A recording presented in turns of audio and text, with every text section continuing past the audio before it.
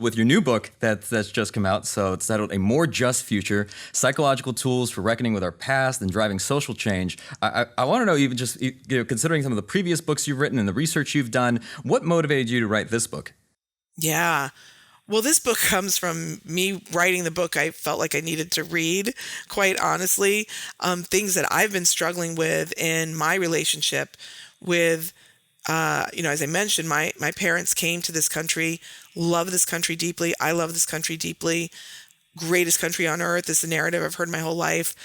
And yet I've been kind of learning things about our country's past that maybe I didn't fully know or learn growing up. And I've just felt all these emotions about it, like disbelief and anger and shame and guilt. And quite frankly, it makes me not want to learn it. I don't want to learn about Juneteenth, or I don't want to learn about the Tulsa Massacre, or I don't want to learn about the internment of Japanese Americans in World War II, because it's very painful and it's just, flying in the face of this vision I have of our country. And I intellectually, of course, understand that's not a useful perspective to just like shut down that learning process. And so I needed a toolkit on how to deal with those emotions so that I could be a little more resilient.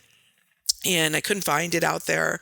I am a psychologist. I know there's lots of great research that helps us deal with complicated emotions. And so this book comes from a place of trying to build that toolkit using evidence-based findings from the research and then curating it with great stories.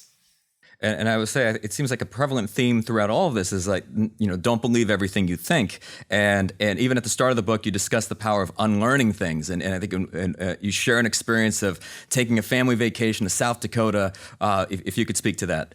Yeah, absolutely. Well, I mean, this was like, talk about getting smug.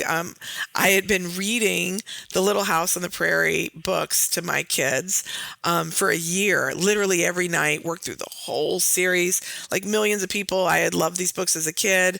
I loved the TV series. I was excited to share the books with my kids. They totally ate it up. Like they were 6, 7 years old, and I think they thought Laura Ingalls Wilder, the author of the book, who writes about her family in the books, I think they thought she was like their sister or something. I mean, she was like part of our family. And we decided to, take a 1-week family vacation over the summer and go visit the actual historical places where the Ingalls family lived in De Smet and in Walton Grove. And I remember my husband and I just being like, we are nailing this parenting thing. Like, this is an educational trip. Our kids are so happy. They're wearing prairie dresses every day. They're so into it. Very affordable. Like, it was just like this peak moment.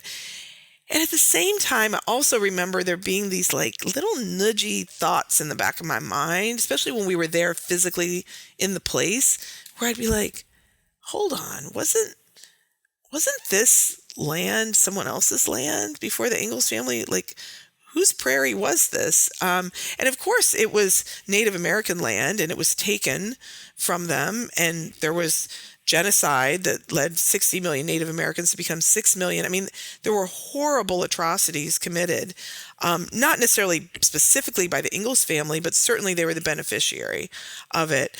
And I had not talked about that in that full year or on that vacation. And I realized that as the years have gone on since then and the decades since this happened, that the reason I didn't talk about it was not because my kids weren't ready. I mean, quite frankly, kids can handle, like, kids understand fair play. Kids understand, like, you took my stuff, that wasn't fair. Like, that's a conversation you can have with kids.